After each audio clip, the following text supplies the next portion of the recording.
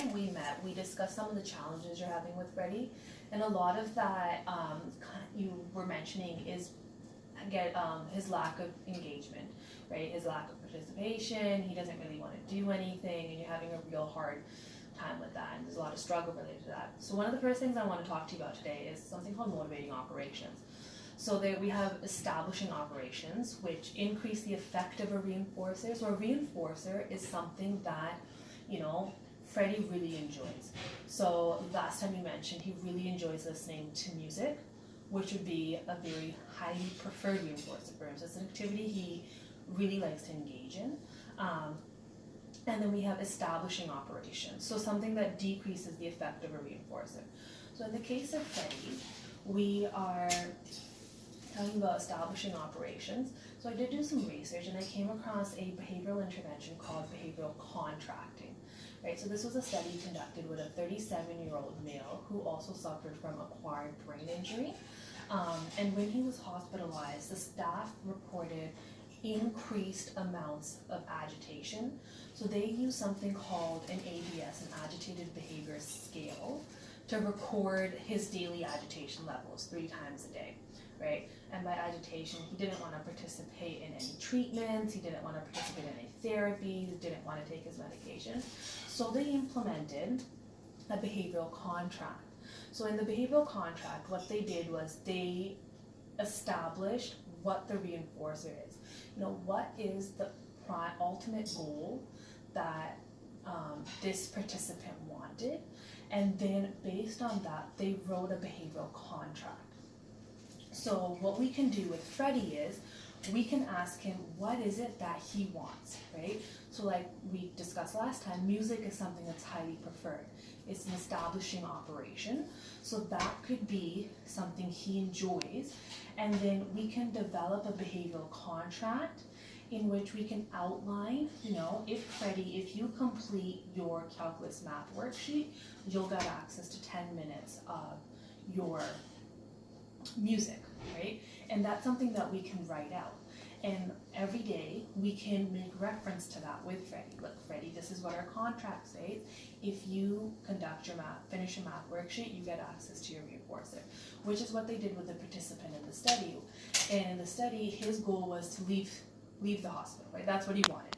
So in order for him to do that, he had to participate in all these therapies and all these treatments. So they listed positive behaviors that he had to demonstrate in order to get access to leaving the hospital, which was his reinforcer. So with Freddie, we would list out the positive behaviors, i.e. finishing his math worksheet, and then getting access to his reinforcer, which is his music, right?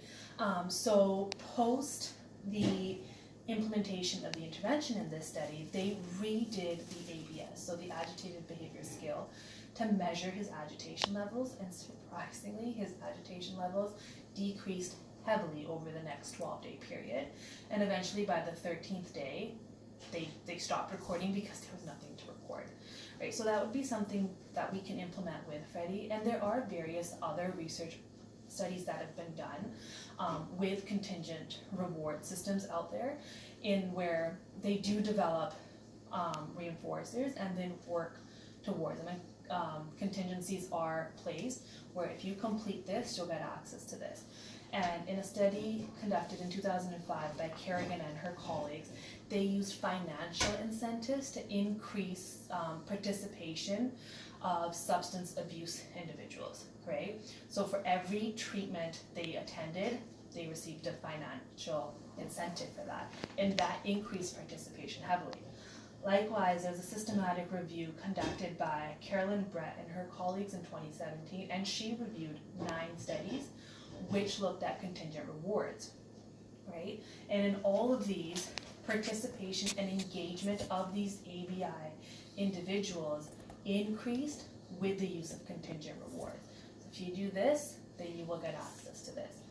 Now, we have to be mindful of using a behavioral contract or any sort of contingent rewards, in that these behavioral contracts need to be set up at the onset of a relationship. So when you meet with Freddie, let's say prior to class that day, you set up a behavioral contract.